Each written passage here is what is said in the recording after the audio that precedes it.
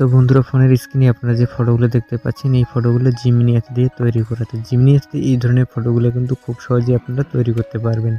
তো আপনার ভিডিওটি সম্পূর্ণ দেখতে থাকুন কিভাবে এই ধরনের ফটোগুলো আপনারা ক্রিয়েট করবেন খুব ইজিলি।